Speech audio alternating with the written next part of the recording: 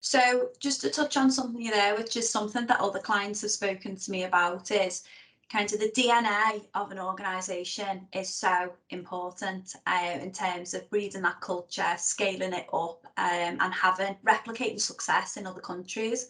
And I just heard you say there that you relocated 9 employees from the UK.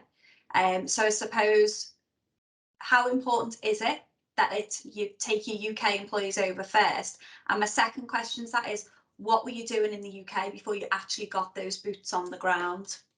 Yeah, so I guess I'll start with what we were doing in the UK first. So we basically set up a kind of shadow desk. So these guys, credit to them, were coming in at 1 p.m. UK time, leaving at midnight, and basically spending their entire day, connecting with and working with clients and candidates in the US. We did that for about sort of 3.5 to 4 months. So again, that was a Herculean effort from those guys to, do those hours and do it.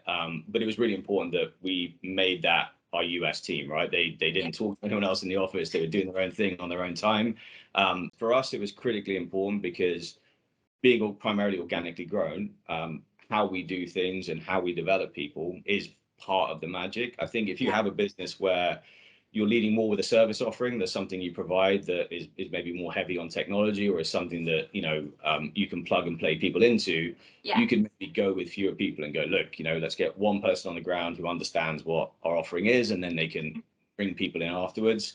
But from my side, it's also a lonely operation, right? Starting out, settling into a new city, building a business. I think if you can develop a team that can go together, I think it's going to help you. But I think critical for us of those guys that came, all of them are here apart from one. And I think that was a very deliberate process from us. We went through a number of interviews. We made sure that these guys not only worked well individually but together.